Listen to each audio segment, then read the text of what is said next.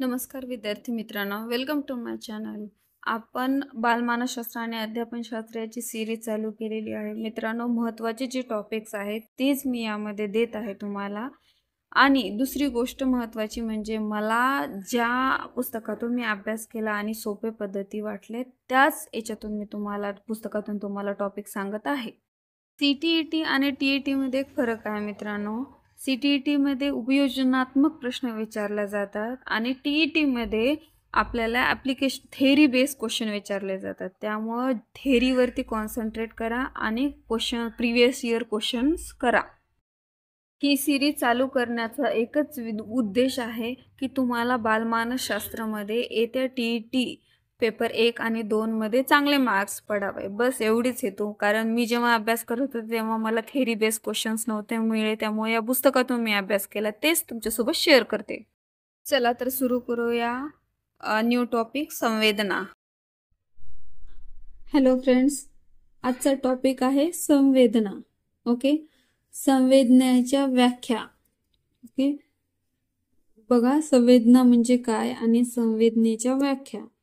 बाह्य उद्दीपकासंबंधी मज्जातंतू मार्फत मेंदूकडे पोहोचविल्या जाणाऱ्या प्राथमिक स्वरूपाच्या मानसिक क्रियेला संवेदना म्हणतात। म्हणजे कोणताही बाह्य उद्दीपक, म्हणजे बाहेर कोणती गोष्ट आपण एखाद्या वेळेस बघितली तर त्याची सूचना आपल्या डोळ्यामार्फत मज्जातंतू मार्फत मेंदूकडे पोहोचवल्या जातात आणि ह्या प्राथमिक स्वरूपाची जेव्हा माहिती मेंदूकडे पोहोचवल्या जाते, ही जी क्रिया होते त्या क्रियेला म्हणते संवेदना। ओके, संवेदना म्हणजे काय तुम्हाला समजले असेल। आता बघूयात, प्राथमिक स्वरूपाची मानसिक क्रिया म्हणजे संवेदना। दुसरी व्याख्या अशी आहे की प्राथमिक स्वरूपाची मानसिक क्रिया म्हणजे संवेदना। कोणतीही संवेदना निर्माण होण्यासाठी बाह्य उद्दीपकाची गरज असते। कोणतीही संवेदना आपल्याला जर निर्माण करायची असेल तर त्यासाठी बाह्य उद्दीपकाची गरज असते। बाहेरील एखादी गोष्ट दिसणे गरजेचे असते किंवा कोणतीतरी समोर कोणतीतरी एखादी गोष्ट असणे गरजेचे असते, तेव्हा आपल्याला ती संवेदना होते। ओके, निर्माण होते।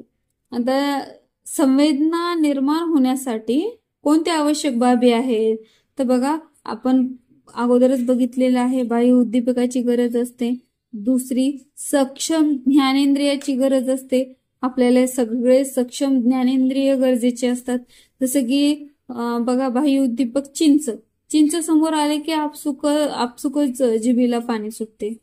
ओके, हे ज्ञानेंद्रियाची गरज असते। बाह्य उद्दीपक इथे कुठं आलं, काय आलं, चिंच हे बाह्य उद्दीपक आहे आणि बाह्य उद्दीपक समोर दिसल्यामुळे आपल्या ज्ञानेंद्रियाला त्याची जो अगोदरच माहिती होती म्हणून ती काय झाली, पाणी सुटलं आपल्या जिभेला। त्यामुळं चिंच ही बाह्य उद्दीपक झाली आणि ज्ञानेंद्रियाची सक्षम ज्ञानेंद्रिय होते म्हणूनच आपल्याला ती कळालं। ओके, तिसरा आहे मज्जासंस्थेची गरज। आता इथं संवेदनेची काही उदाहरणे दिलेली आहेत, त्यामुळे संवेदना ही संकल्पना तुमच्यामध्ये क्लिअर होईल। बघा, वस्तूचा वास घेऊन त्या वासावरून कुत्रा चोर शोधून काढतो। प्रत्येक प्राण्यांची वेगवेगळी संवेदना असते। जसं की कुत्र्याला चोराचा वास येतो। कुत्र्याची वास घेण्याची क्षमता ही खूप तीव्र असते। ओके, तर तो चोराचा शोध कसा घेतो की त्या कुत्र्याला वास येतो, वास घेऊन चोराचा शोध काढतो। ओके, दुसरा आहे, एखादा पदार्थ तोंडात टाकल्यावर रससंवेदना जागृत होतात। जसं की चिंच तोंडात टाकले की रससंवेदना म्हणजे त्याची चव काय आहे हे आपल्याला कळते, म्हणजे ही जी क्रिया होते त्याला काय म्हणतात तर संवेदना। बाजारात गेल्यावर अनेक ध्वनी आपल्या कानावर पडतात, म्हणजे वेगवेगळ्या ज्ञानेंद्रियाच्या वेगवेगळ्या संवेदना आहेत। कानावर आवाज येणे ही कानाची संवेदना आहे, जिभेला पाणी सुटणे ही जिभेची संवेदना आहे। प्रत्येकाच्या संवेदना ह्या वेगळ्या वेगळ्या असतात। आता संवेदनेचे स्वरूप व वैशिष्ट्ये। संवेदनेचे स्वरूप आणि वैशिष्ट्ये काय आहेत तर विविध प्राण्यांच्या संवेदन क्षमता भिन्न असतात। जसं की प्राणी वेगवेगळे, जसं की कुत्रा वेगळा, याची संवेदना वेगळी, आपण मनुष्यांच्या संवेदना वेगळ्या, हे अशा वेगवेगळ्या प्राण्यांच्या संवेदना क्षमता ह्या वेगळ्या वेगळ्या असतात। एखादा चेतक दिसला की ज्ञानेंद्रिय उद्दीपक होतो. एखादा चेतक दिसला की ज्ञानेंद्रिय काय होतं, उद्दीपित होतो.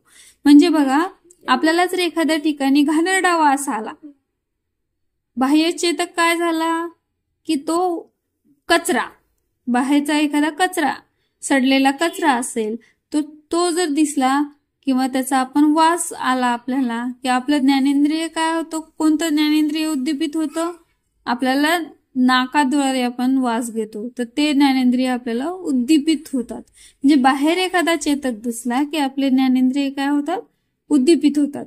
ज्ञानेंद्रियाच्या बाह्य वस्तूच्या चेतकावर परिणाम होतो. ज्ञानेंद्रियाचा बाह्य वस्तूच्या चेतकावर काय होतो, परिणाम होतो. नंतर आहे चेतकावर झालेला परिणाम मज्जातंतूमार्फत मेंदूकडे पोहोचवला जातो. म्हणजे ज्ञानेंद्रिय चेतकावर झालेला परिणाम जो असतो का, तो मज्जातंतू मार्फत, आपल्या शरीराचे जे मज्जातंतू आहे त्यांच्या मार्फत कुणाकडे जातो, तर मेंदूकडे पोहोचवला जातो. बाह्य उद्दीपकाविषयीचे ज्ञान होणे म्हणजे संवेदना होय. बाह्य उद्दीपकाविषयीचे ज्ञान होणे म्हणजे संवेदना होय. ओके, बाह्य उद्दीपकाशिवाय संवेदना होणे शक्य नाही. बाह्य उद्दीपक जर नसेल तर संवेदना होतात का, नाही. त्यामुळे बाह्य उद्दीपक गरजेचे असते संवेदना होण्यासाठी. ओके, आज आपण पाहिले संवेदना म्हणजे काय, संवेदनेसाठी लागणाऱ्या आवश्यक बाबी बघितल्या आणि संवेदना स्वरूप व वैशिष्ट्ये पाहिले. ओके, तुम्हाला माहिती दिलेली आवडली असेल. थँक्यू.